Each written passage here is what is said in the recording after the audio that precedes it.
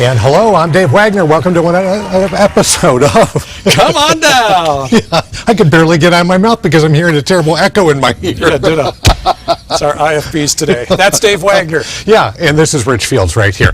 This is really a podcast about everything bells, buzzers, all things game show related. All things game shows, and not just The Price is Right. As you well know, if you've watched, this is our 19th episode. How about that? We have covered many, Wheel of Fortune, I can't even name them all that we've covered so far. So there's been a lot. Last week we had Bob going on. Bob was terrific. And if you've missed previous podcasts, you've missed really important information, like famed producer Roger Dobkowitz here, and what his dog is like, and other important questions. Well, that was David Ruprecht that went and got his dog. That's true. We haven't found. Yeah, we have not. Roger, do you have a dog? Let's bring in Roger. Let's introduce him, ladies and gentlemen. Roger Dobkowitz. Come on down. All right. Hey, Roger. Hi. I'm doing good, thank you. I'm doing good. And before we get started, Rich, I do have to say one thing. This is great what you're doing. I'm glad you enjoy it. This is great because your game shows and The Price is Right they're really unappreciative in the world of culture and pop. And you're bringing on people like me and other people on Price and other people on game shows, telling stories. And it's great, I think. It's just great. And you're doing a great job. And I really appreciate it. Well, last time we talked to Roger here, he informed us that the reason he got hired in the industry was he did this thesis, this historical study of game shows, and that helped him get hired, which is an amazing thing and a lesson to all of us. Right. When in doubt, write a thesis, right? Exactly. Right. Mark Goodson came to Mark Goodson's Get the attention. Go ahead, Raj. It got Mark's attention. I mean, here was a young man who wrote a thesis on game shows. When I was 10 years old, I was making up game shows at home, and my friends came over and we used to play them. I took game shows seriously, and Mark Goodson thought, oh my God, there's somebody else like me. I had heard that on Mark Goodson's desk, he had all kinds of little wooden and tiny little games that he would look at and try to make game shows out of. Is that true? His philosophy of making a game show was to take something that we find fun in life and try to turn that into a game show. Not just a puzzle or something. What do we find fun in life? And turn that into a game show. And that was his philosophy with games. Yeah. That's awesome. I wrote a thesis when I was in college, how to become a U.S. president. But I have not become U.S. president, Roger, so that might have been a little too lofty.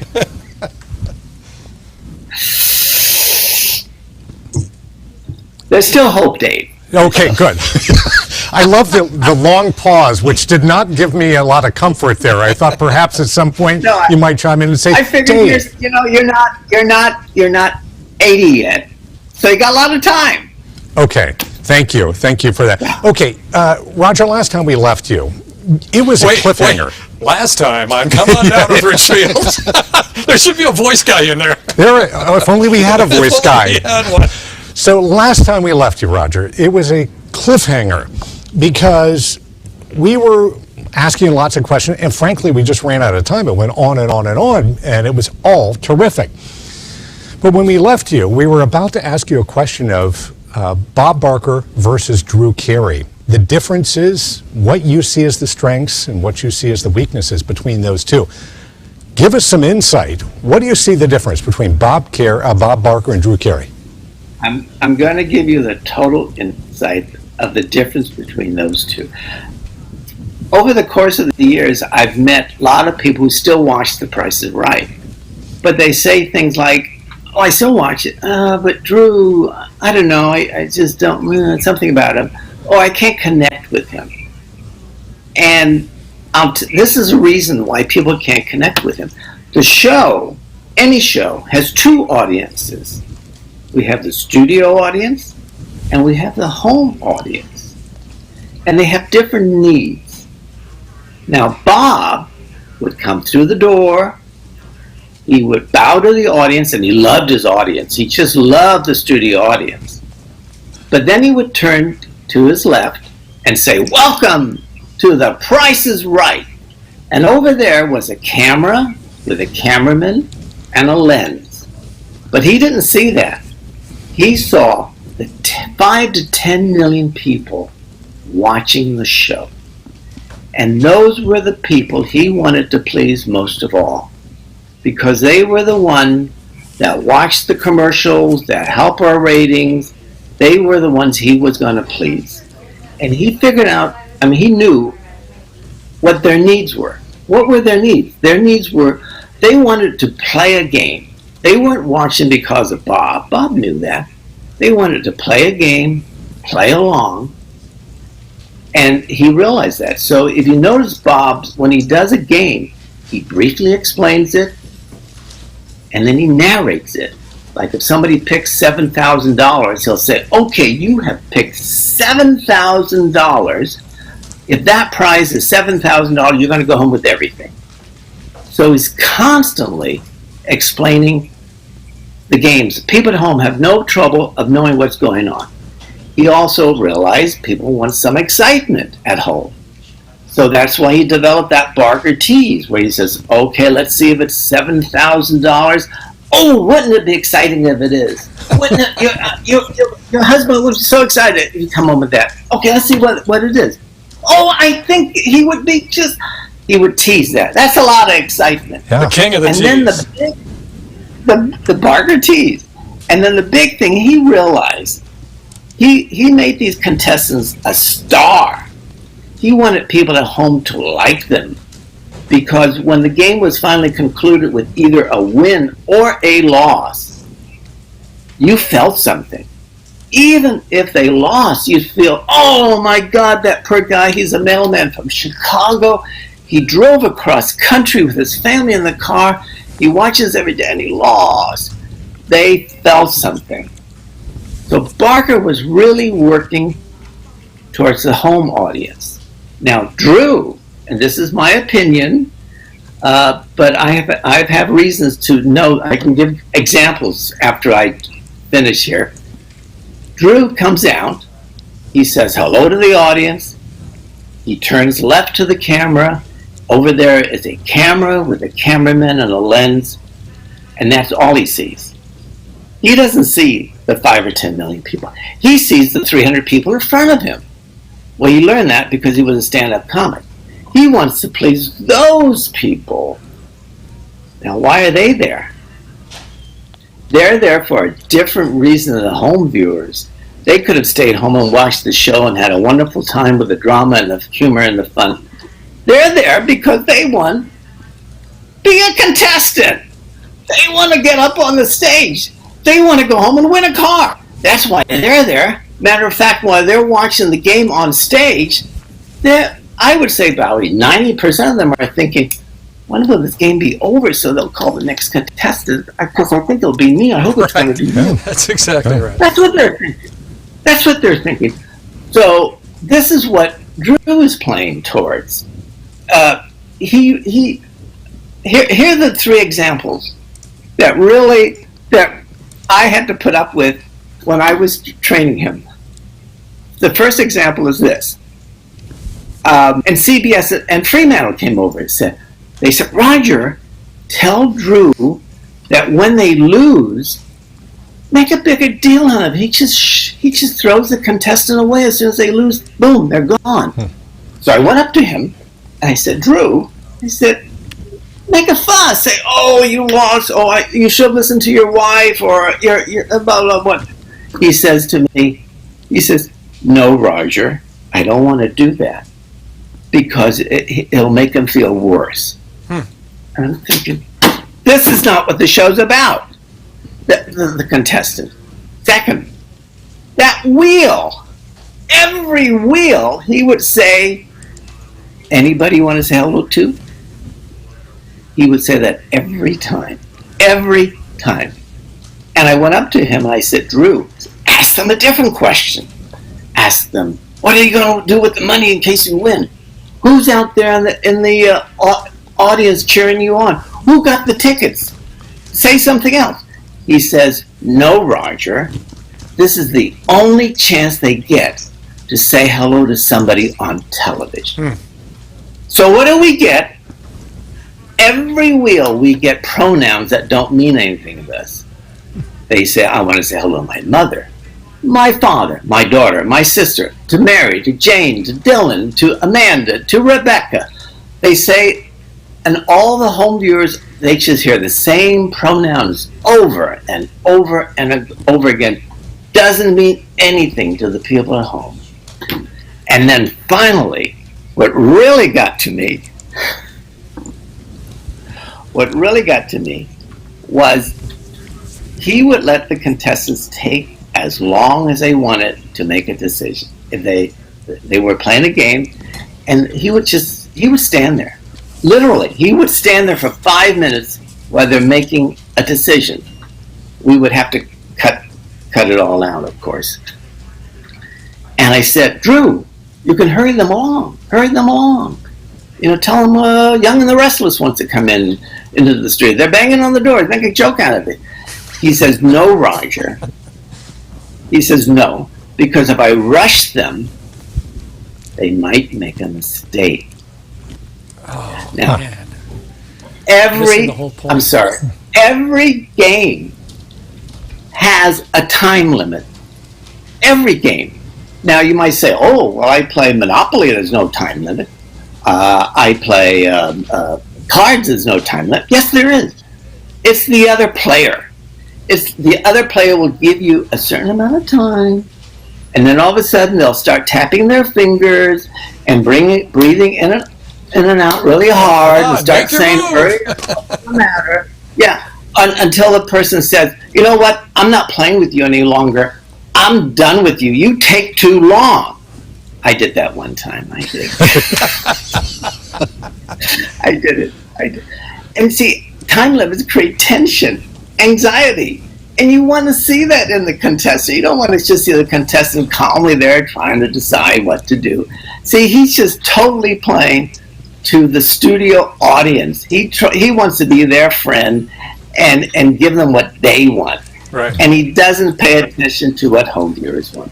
There, I'm done with my dissertation. Was he trying to be the Bob Barker, sort of the alternative to him?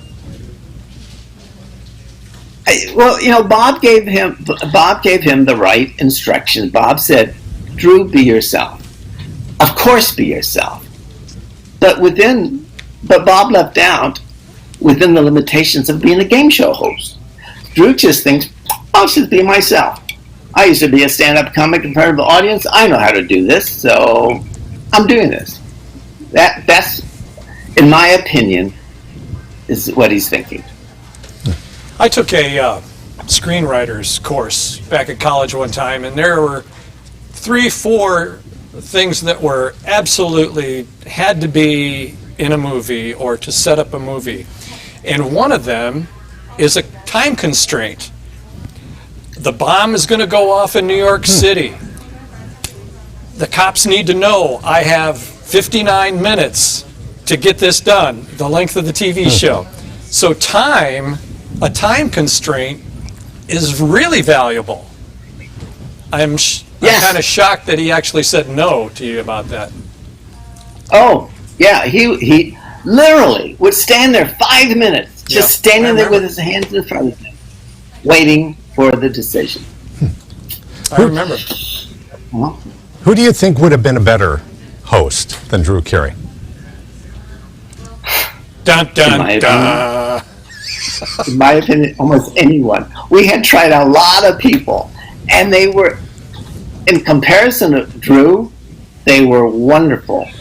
We had, the very first person we tried out was David Price, who was a weatherman at CBS in New York. He was a friend of Moonves, so that's why he got the first choice here. And when he did his run through, he was very good. But what he suffered from was he was the first one to try out, and of course people thought there must be other people, right? He's no better Bob. people. Yeah, and he, and then we had Mario Lopez. He did a good job. We had George Hamilton. Of the people we tried out, George Hamilton was my favorite. George was fantastic. Wasn't he? The audience loved him. He was fantastic. They just loved him.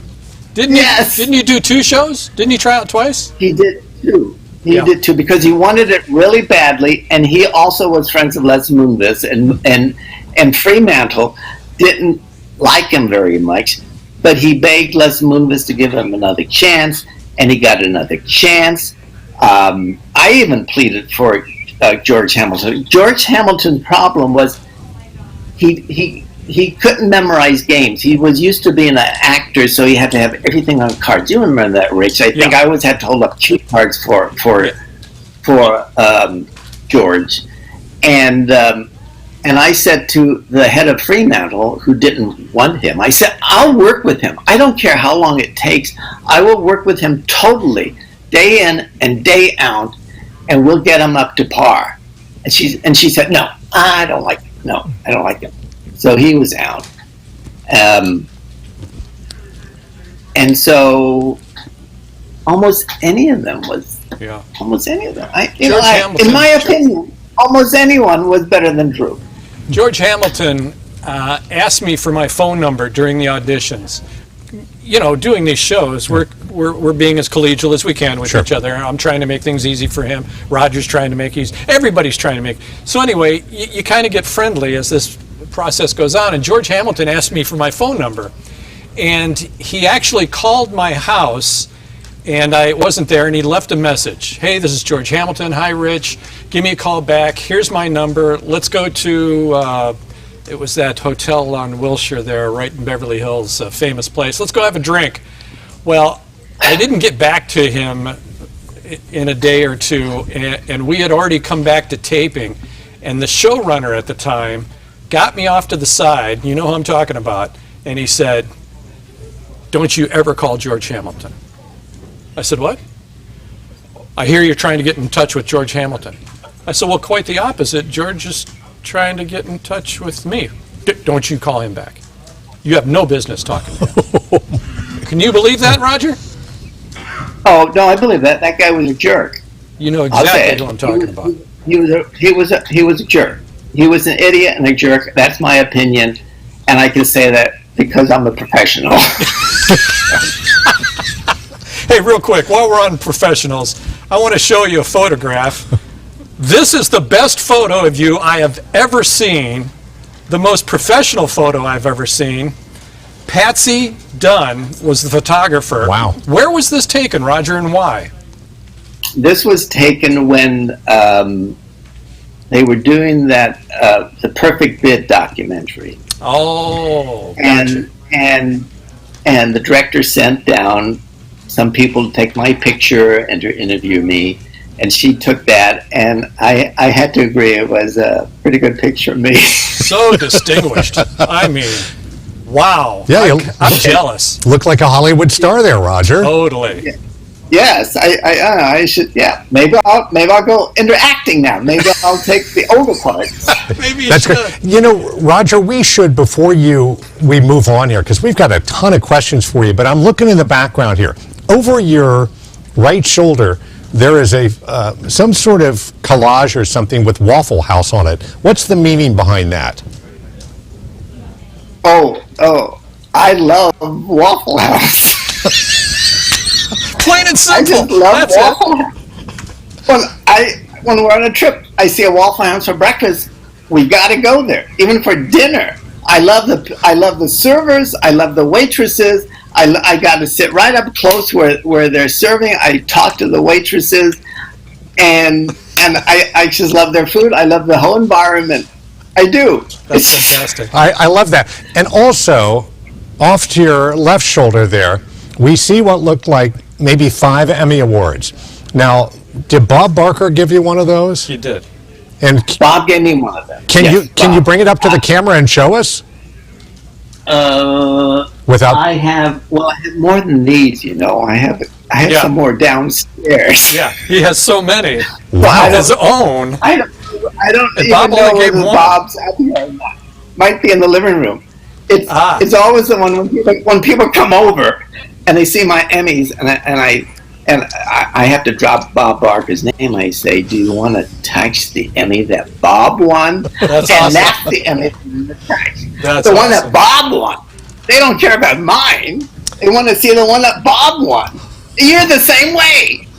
You two are the same way. You only cared about the Bob Barker Emmy. Speaking of Bob, shortly after we did our interview with you, bam, it hit the internet that Bob's girlfriend Nancy was coming out publicly for the first time in decades to talk about Mr. Barker. Do you know what I'm talking about, Roger? Have you seen any of this? No, I did not see any of this. No. This was on I'm surprised I CBS.com. This was everywhere. And she felt the need to come out and say, hey, for a 98-year-old guy, he's doing great. You know, he has these problems, he has this problem, he has that problem. And I wondered, like, was it just a coincidence with the timing? Because you and I just got done talking about with Dave about Bob being wheelchair bound and being cut off from everybody. And then all of a sudden Nancy goes public with all this info for the first time since I've been associated with the show, 2004. And I just thought that was odd. What are your thoughts about that? It could be. She might have. I mean, people have always asked me how Bob is doing, and he is 98 years old, and for the longest of time he was doing great. But he's 98, and he had that terrible back accident, and I think I mentioned that he was confined in bed, and people began to get the idea that, is he still confined in bed? How is he doing? And I think probably Nancy heard about that and said, I have to come out and just set the record straight. Stop these rumors. Gotcha. Yeah. Let's go back to the day, your last day at The Price is Right. And I don't even know if this happened on the last day, but I'm talking about the farewell party for you. Oh, the farewell party. I think that's the last day I went to the studio. That was. Oh, okay. Go ahead. What's going through your head? You know, everybody's over there. Drew's over there at Wood Ranch, or where, I forget where we were. I can't remember where the party was. Yeah. Bob was there. Right. The entire staff was there. What's going through your head knowing this was your last hurrah? What's so funny is that, I left very suddenly. It was one of those things you see in movies sometimes where they say, thank you for your 40 years of work, but you're done. Please clean out your office and go. It was pretty similar to that. And I left the show, and it was kind of a shock to be let go, because I thought I did a great job. I did all that work helping Drew learn 72 different games. I got the budget right down to zero. So it was a really big surprise when they said, we're going to take the show in a different direction. And I left, and I was fine. I really was quite fine, because I know this. I was lucky enough to last that long. And I was talking, a couple of weeks go by, and talking to Sue McIntyre at the office, and I said, I didn't even get a caricature. I didn't even get a party. Oh. And I said that in jest, but sort of not. And a week Where's my later, all of a party? sudden, Where's my caricature? and I got a cartoon drawing of myself, exactly what I wanted. And it was terrific to have everybody around. I had a lot of margaritas that day, and yes, a lot of margaritas that day, and it was really, really nice. In retrospect, I look at certain people there a different way now. I look at Drew Carey. I look at Drew Carey a little bit differently, and so it was a great party. I liked it. Bob made a speech. I made a speech, and I really loved from everybody. I really, really did, and it was a very nice feeling and a very, very nice send-off. Tell folks about this caricature. Anytime somebody left the show, the CBS art department would drop one of these cartoons. Yes. I assume you still have it. I still have it. And that's what I was upset about leaving so abruptly, is that I didn't get a cartoon. I was really upset. I told Bob, I said, I didn't even get a cartoon. And did you have to pay for it, though? I had to pay for mine. No, I didn't. Well, that's because he stole so many things from there. They had to recoup the losses somehow. Oh, boy. And everybody signed it, and it really was, it was a lot of love there for me. I assume everybody, except for one or two probably, expressed true love towards me and sorrow that I left so abruptly. Roger, we know what an amazing person you are here. And a lot has been written out there about how this all went down, how you left the show. Did Mike Richards fire you? And if that is the case, did you feel anything when Mike Richards lost his gig? That's on Wikipedia. I don't know where that came from. I don't trust Wikipedia anymore. No, nobody should. Don't believe what you read on Wikipedia. I even, how everything's supposed to be annotated on Wikipedia with a little number there where you can find it and everything. And it said, Mike Richards fired Roger Dobkowitz. And there's a little number there. And I looked down to where the reference is. That was never in the reference. Somebody just made that up. And there is no reference. You look at that source. It's not in the source. So Wikipedia can really, really be wrong sometimes. Mike Richards had nothing to do with it. Absolutely nothing to do with it. When I was let go, like I said earlier, it was quite a shock and surprise because I thought I did a great job. I just thought, this is wonderful. I thought everybody loves me and they think wonderful of me. So I was let go rather abruptly. And for a long time I thought, what went down? Who really didn't want me? I mean, who was the person behind it? And I have no 100% facts. And this is just my detective sleuthing. Drew at first said, I had nothing to do with this. I had nothing to do with this. Okay, that was fine. And then somebody, I saw an interview in one of the trades where they asked the head woman of CBS, the top woman of CBS at that time, I forget her name, and they asked her about it, and she said,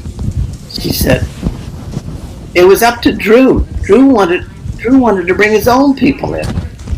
Now, between those two people, who had a reason to lie? Certainly not the top woman at CBS. She has no reason to lie. So I just sort of figured it out myself, who really didn't want me there anymore. Yeah, Wikipedia. Which is fine. Because, Wikipedia says I was fired. I was never fired. Oh, really? My contract came to an end, and they didn't renew me. I wasn't fired. Yeah. Oh, well, you got to go in there and change it. I do it, but people in my age group don't know how to change Wikipedia. So I'm pleading with some of my fans and your fans out there, please go into Wikipedia and change it to the truth. Yeah, good idea. Thanks. I went into Wikipedia and did my own entry there on Rich, saying Rich stole 6,422 items from The Price is Right. Oh, boy. There's a question about that this week, as a matter of fact. All right, we got a lot of viewer questions. We'll get back to what we want to ask you, but let's go through some viewer questions real quick for Roger. Okay, here you go. All right, this is from Rob Montreal. Roger, could Roger give his take on what caused the rift feud between Janice, Dion, and Holly? When did it start? What caused it? What effect did it have on the working environment on set? Is that something you can comment on? Some of the backstage gossip. Okay. Janice is wonderful. She was never really involved with any of that stuff going on back. She was such a professional. We all loved her. She stayed out of that stuff. It was mainly between Holly and Diane. Holly, I found, in my opinion, Holly to be a little bit of a troublemaker, a little bit of a gossip monger. She didn't like Diane. She had problems with. She thought Diane was giving off a bad halo effect. She wouldn't even stand next to Diane on the stage because she was giving off bad. Really, the director got mad at her. The director had to go down and talk to Holly and say, "You're going to stand where I'm telling you where to stand." And she didn't like Diane. Maybe she was jealous of Diane for having like the secret affair with Bob. Holly loved going around saying, "Oh, Diane's having." This is real backstage gossip. She'd go around saying, Diane's having an affair with Bob. You know that, didn't you? I said, "Oh, I didn't know that." Yeah, she is, and that was the riff, and it did cause a problem, especially when Holly didn't want to stand next to Diane. Holly was a little bit of a gossiper and everything. Well, how much of that was a secret? I mean, there's shows where the door's open and Bob is full on kissing Diane. I mean, it wasn't a secret for long, was it? Well, it was a secret to what extent their friendship went. Their friendship went pretty deep. Gotcha. And a lot of that pretty deep friendship was like kept secret. And I was close to Bob. I mean, I knew they were friends, Diane and Bob, but I didn't really realize they were like having an affair, whether serious or. I mean, I don't know how serious, but they were having sort of like an affair, And when it all came out, I said to Bob, at first, when it came out that Diane was going to expose everything, and Bob was like, "Oh no, they're going to expose me. This is terrible." And I said, "Bob, this is great for you." I said, "This is going to make you even more popular." And he looked at me and said, "Are you crazy, Roger?" I said, "No, people are going to say, wow, that Bob, he still got it after all these years and everything." He's a stud. It came true. Yes! I was right. I was right about many things. I was the first one to say, "Bob, you're an icon." He said, "An icon?" I said, "Yeah, you're an icon. You've been on TV for all these years. You're an icon." And that was like the first time he ever heard himself referred to as an icon. And of course, afterwards, a lot of people call him an icon. Right. Hey, Roger, quick question for you. Yeah. Who were Bob's closest friends, who were celebrity friends or famous people? Who did he hang with? Well, he didn't hang with too many. He's a very solitude person. But I was in his dressing room one day, and he's talking to somebody. "Well, Jimmy, I have to go now. The show's going, Jimmy. Okay, so it's okay." And he's talking to somebody, Jimmy, and I said, "Who's that?" He said, "That's Jimmy Stewart." Wow. And I said, "You're talking to Jimmy Stewart? You're friends with Jimmy Stewart?" and it really blew my mind. He hung around with the closest friend of a celebrity he had was the karate expert. What's his name? God, I can't think of his name right now. Chuck Norris. He had his own show. Yes. He was close with Chuck Norris. He enjoyed his company. But otherwise, Bob was one of those people that in the evening he went home and he didn't really hang around with anybody. No. We just touched on models real quick. Let me ask you, any favorite model for you? Oh, favorite models. There was, I love Brandy, Gina Lee. I love Gina Lee. I probably can't. I don't have all the names in front of me right now. If I'm leaving you out, I'm sorry. The original three, between Janice, Holland, and Diane? Any favorite there? Janice. Janice was so professional. She was just professional. Diane was really, really nice to me. I can't slight her. She was so nice to me. Holly was the only one I had trouble with. But Janice and Diane, they were both good. Janice is just the utmost professional. I just admired her so much for that. Kathleen Bradley, thoughts? Oh, Kathleen Bradley was a great model too. She was also. I'm judging everybody how nice they are to me. Kathleen was. Isn't that the way though? Isn't that human nature? That's the most important thing. They were nice to me. Kathleen was really, really nice to me, and she took her job very seriously. So I really enjoyed her company too. She's on the show next Monday, Halloween Monday, the 31st. Matter of fact. Oh, good. She'll have great stories. She said she's got something juicy to lay on us about you, and I'm really interested to know what that is. I want to hear that. Yes. All right, another question for you. All right, this is Alex Zerl. Roger, are you a fan of Adam Sandler with the way he is running the show, or do you think he has ruined the show? And also, what do you think is the toughest pricing game? We should mention this is not the Adam Sandler that a lot of us know. Correct.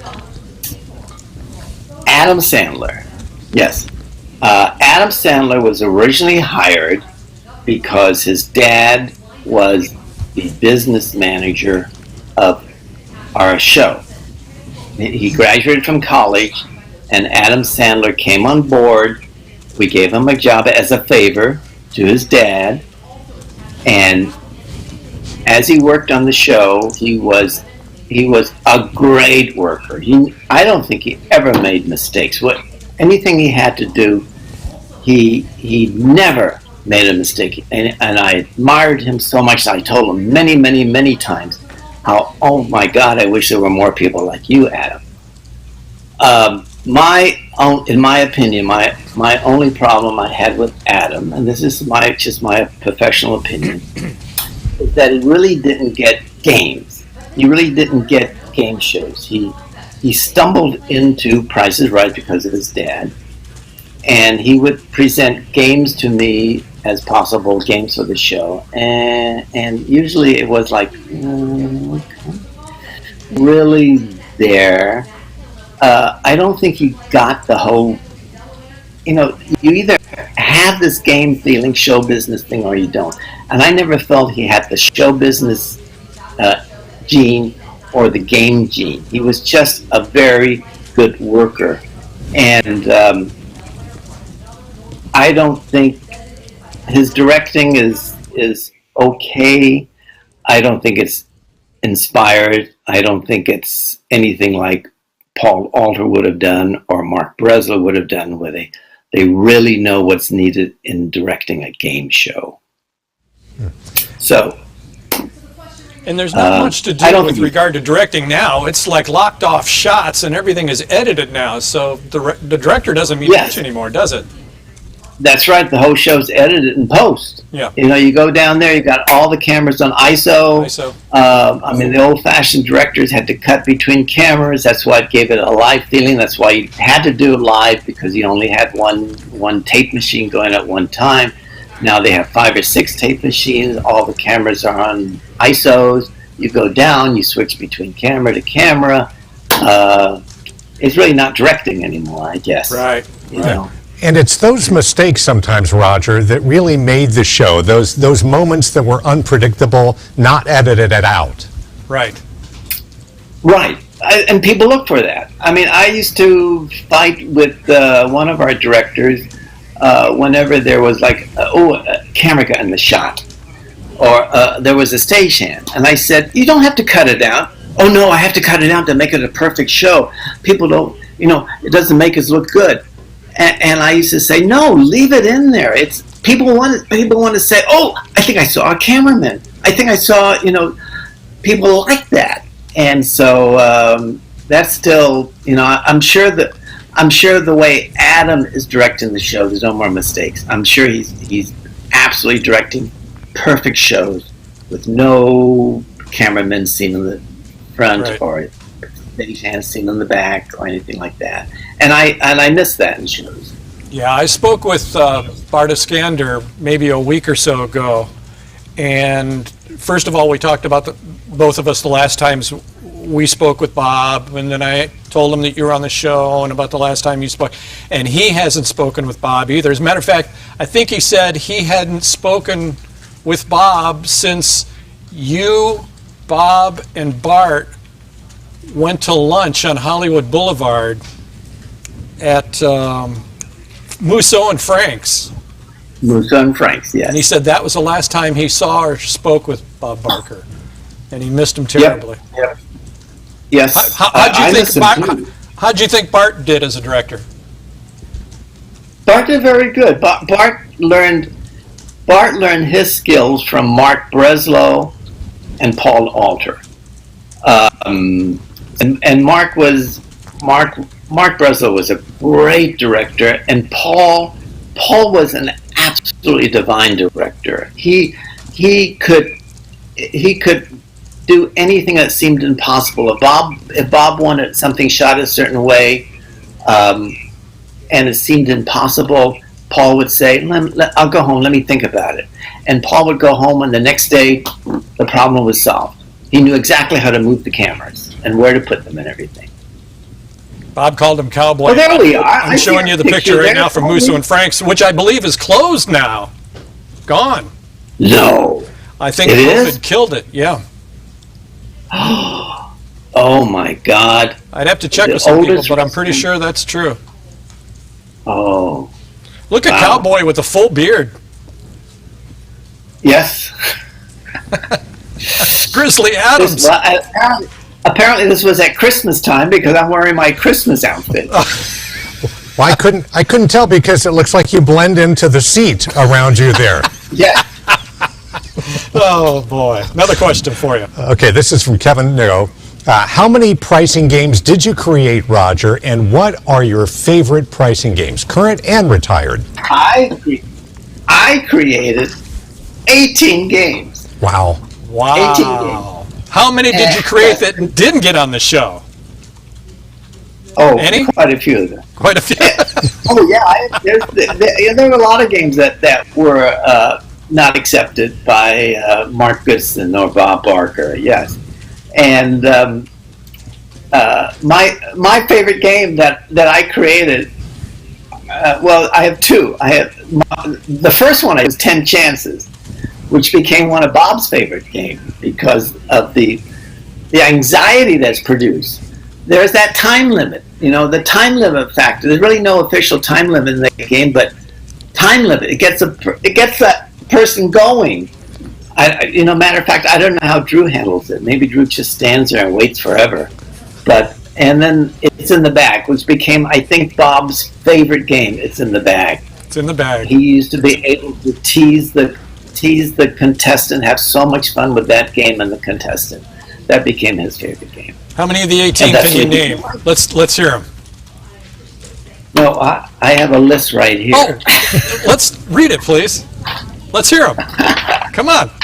Okay, now, granted, some of these have been retired, but I don't feel that bad if they're retired because I was told by the the person that's in charge of the international shows, she said, "Oh, even if they're retired from your show, they're playing across the season in France or in England. So even if they're retired on our show, I know they're being played somewhere." Okay, I did. This is very good for my ego, Good. I did Barker's Markers, Check Game, Clearance Sale, Cover Up, Fortune Hunter, Gallery Game, Gas Money, the original version of Gas Money. I don't like the way they're playing it now. Don't like the new one either. Oh, good. The New Balance game, On the Spot, Pick a Number, Pocket Change, Pushover, Split Decision, which was a great game but a lousy prop. Squeeze Play, 10 Chances, That's Too Much, and the original Time is Money. Wow. Those are teaching days. Those are staples, man. That Or is were. that is fantastic. Now look in the mirror, Roger, and say, I'm good enough, I'm strong enough, and gosh darn people like me. Yeah, yeah. I'm not a disgruntled old man. What do they call you? What do they call you on the internet? A bitter old man. Oh my God! Real quick, I tell you, those anonymous people are so mean. They can be just so mean. They're hiding behind their little anonymous names in their basement or whatever they are. And I'm gonna call them fat. I'm gonna call them mean. I'm gonna call them. Yeah, I'm gonna write an entry in Wikipedia about him. if they could just see the money stuffed in your mattress. Go to Wikipedia and just say, I'm the worst man in the world now. Okay, I'm going to ask you about a photo. Ready? Here you go. Yes. Keep calm and carry guns. Roger, I know this is at a gun range. I get that. Yes, it's at a gun. This is when I grew up in a family which we had guns. We went to the rifle range and we practiced, and my brother became a very big expert on guns. He works for the volunteer sheriff's department up where he's retired at, and I went up and I visited him, and we spent some time at the gun range, and I got that shirt, and I thought that was a real macho picture. So I have a lot of copies of it. Yeah, you look tough in that picture. There's no doubt about it. Now, you're not facing the target, which is a kind of an important first step when it comes to firing the weapon. I know, but the more important was the stance. The stance, the toughness. You look like you mean business. Right, another question for you here. Scott Badley writes, hi, Roger. Who committed the bigger crime? Rich breaking into CBS studios or whoever gave the okay to paint the big wheel purple? Oh, the big wheel purple. That guy should be hung. Well, according to Drew Carey, it was whoever painted the purple wheel. After I left the show and they started taking the first shows, he actually phoned me at home and said, Roger, did you order that wheel to be painted purple? I didn't even know it was painted purple because I haven't been in the studio. I said, no, I didn't paint it purple. He was furious at that wheel. I mean, you were there at the studio, Rich, so you must have stories of how furious he got. Yeah. It wasn't a pretty day. And I said, no, I don't know. I guess it was Sid Vintage. Meekly, I said. Because I think that's who Knowing it was. full well that was the answer. Yes. Yeah. All I could say, though, I think it was. I wasn't sure. And so I am sure that eventually Sid got the brunt of it. I mean, do you have any more to that story? I just know when the wheel was sitting out in the hallway, when we all first came in, everyone, stagehands, grips, cameramen, everybody were just aghast. They were sitting in those seats along the hallway, and when I come walking in, they were like, Rich, what'd you do to the big wheel? And I was like, what are you talking? Oh my God, I couldn't believe it. It was like Barney was sitting out there in the hallway. And I said, is this the wheel that goes on the road? Is this the live Price is Right wheel for the stage show? Oh no, this is being used on today's shows from now on. I was like, no, it's not. You guys are pulling my leg. They used to pull my leg. Remember the little person that worked on the show, Joe? Oh, yes, Joe. I love Joe, yes. When I first got there, they had me convinced that was Johnny Olson's illegitimate son, and they really laid it on, and they had me believing it. So ever since then, they always messed with me. So I thought they were messing with me about the big wheel. And it was no joke. Yeah, Drew was not happy that day. Not happy. And Sue Mack was going around telling everybody, nobody's allowed to take pictures. Don't anybody take pictures of it. Well, what was the first thing I did? I went out and started taking pictures of it. Why? God, how stupid to tell people not to take pictures. They're going to take pictures. I think they knew what a mistake it was, and they were like, we don't want this to get out. But it was too late. I mean, it's a mistake ever telling you to not do something, right. Because if there's a violation of the law in it, that's a green light for Rich. It's a challenge for me. that was the era when they were scared of the internet because things were being leaked on the internet. I mean, they've learned now that you can't hide anything anymore. Everything's out there. There's no secrets. But they got mad at my daughter because when we were rehearsing with Drew, she wanted a picture next to Drew. Yeah. Took a picture next to Drew, and she put it on her Facebook, and you could see the new set behind her. And they got pissed off. They said, she shouldn't put the picture up there. Everybody now can see what the set looks like before the first show. And this was the era when they were scared of what was being shown on the internet. Now everything's on the internet. Yeah. It's the way to leak things now. Yes. Another question for you. This is from Greg Palmer right here. Hi, Roger. Where do you see the show going in the next 10 years? Do you want to come back and right the ship? Do I want to come back? That's one of those fantasy questions I think ex-producers always ask themselves. I mean, producers who have left shows and producers who have been let go. Oh, would they want me back? Should I go back to right the ship? And I really I'll have to tell you the long answer. The long answer is I didn't create the show, but I was there at the birth of the show. And I saw the show evolve. I learned what worked and what didn't work. We honed the show to a perfect tune, I believe, after year after year. We just learned things. And then I left the show, and I would watch it for the first year and a half. And it was like, oh, no, they're doing that. Oh, no, they shouldn't be doing that. That's not good. And it was because inexperienced people were now thinking, let's just do it different. And I was dying. Later on, I stopped watching the show. I couldn't take it anymore. And if you say, would I go back to right the ship? Yes, I would. Yeah, good. Yes, I would. You know what? On 3 conditions. You get a new host, you bring back the audience, and you make it live to tape. That would be my 3 criteria. And none of those are going to happen. They're going to stick with Drew because somebody at CBS just loves Drew. I don't know why or how. The way they got him to do the show, they gave him money, he didn't want to do it. So they give him more money, and they say you don't have to audition. And so somebody up there likes him a lot.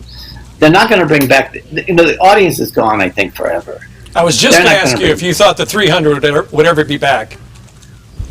No, the producer, whatever it is right now, I would wager. Of course, nobody's ever 100% sure, but I would wager the producers love it this way. Now, the problem with having 300 people, especially with Drew, was you always had to buy an audience. Right. With Bob, we had a backlog. Seldom did we have to buy an audience to fill in the empty seats. People would wait around Christmas, 2-3 days to get into a Bob show. Right. Yes, you're absolutely right. They would wait. On the street. You all know, Rick. On the street. Yes. Overnight. They would have little tents and sleeping bags. Yes. And the only time we bought an audience was around Christmas time when people are busy shopping and they're not traveling very much. But with Drew, it started right away. We had to buy an audience. We bought 50. We bought 100 people.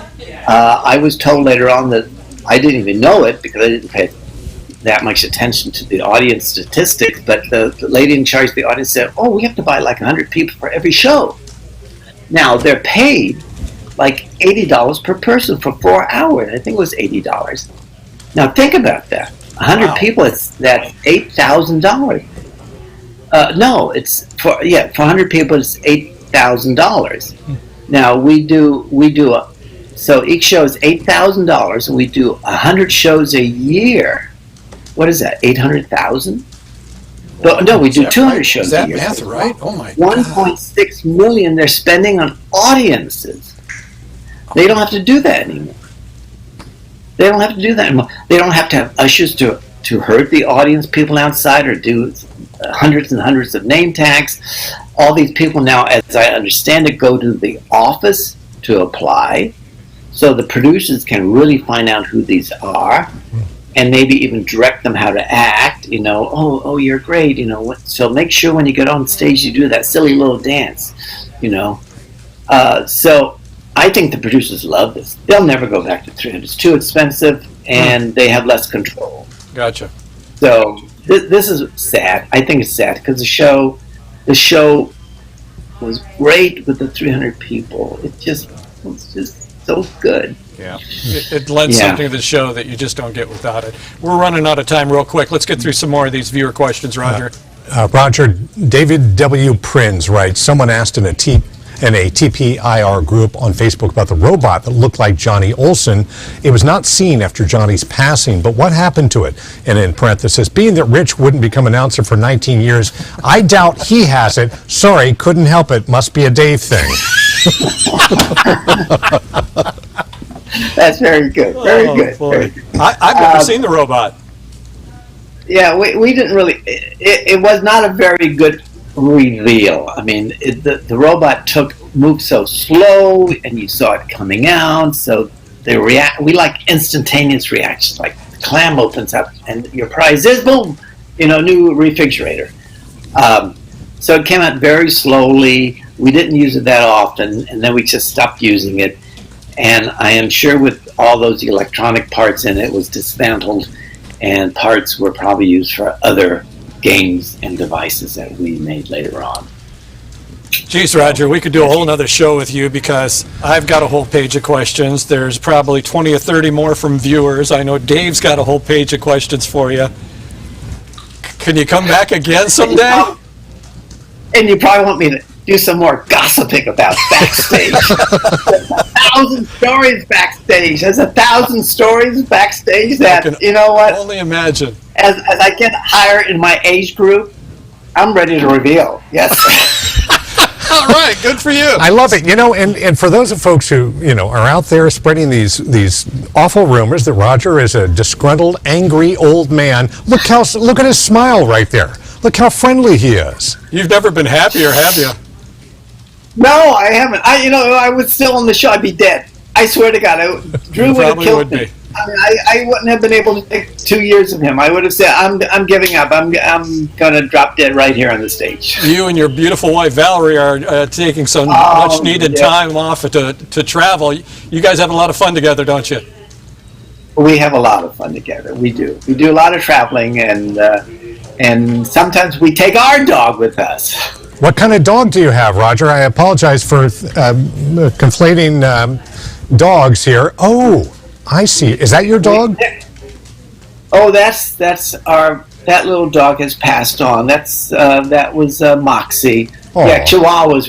We're kind of big on Chihuahuas, and they're really terrific dogs. Chihuahuas are very loyal. And they're great watchdogs because they bark at every noise. That they do. Where is your dog right now? My dog has been banned to a different room because that dog will bark at a moment's notice, and I was not going to let that dog take away attention from me. Ladies and gentlemen, Roger Dobkowitz, producer of The Price is Right, former producer of The Price is Right, 35 years on the show. Wow, thank you so much for being on. Just fantastic, Raj. Really appreciate it. And thank you. Thank you, Rich, for doing this show. Thank you for talking to other people of the show and other shows. You're doing a great job and a great service to pop culture and everything. Thank you so much. Okay. All right. Great talking to you, Roger. Hey, I want to let you know, this is available for your listening pleasure on Spotify, Apple Music, any of your other favorite podcast providers as well. The second we get done with this, as soon as we undo the stream, it starts posting to all these other audio podcast providers, so you can listen to us there. Also Facebook, yes. If you want to see the video, and that makes it a lot of fun because you see all these pictures of Roger, right? You see pictures of Price is Right models, Bob Barker, all this kind of stuff. Facebook.com/ComeOnDownPodcast. Again, Facebook.com/ComeOnDownPodcast. Yep, everything is there. Anything we talk about the show, we try to post just about everything we can on there, so check it out when you have a chance. And keep the questions coming, too. We love it. Yeah, we do. Yeah. We do. Next week, Kathleen Bradley. Wow. Fourth model on The Price is Right. First model of color. And boy, oh boy, is she a pistol. So buckle up and hang onto your seats. She's something else. All right, well, this is going to be fun. It was so nice having Roger here today. He looks great, doesn't he? He looks fantastic. He's obviously happy, and you can tell. Yeah, you take away the stress of Yes. working on that show, and suddenly he becomes 20 years younger. He looks terrific. So we appreciate Roger being with us today. We appreciate you being with us today. Hope to see you next week for another episode of Come On Down! Thanks for tuning in to Come On Down with Rich Fields. See more photos and videos mentioned on this episode. Plus, interact with Rich on Facebook at facebook.com/ComeOnDownPodcast or on Twitter at ComeOnDownPod.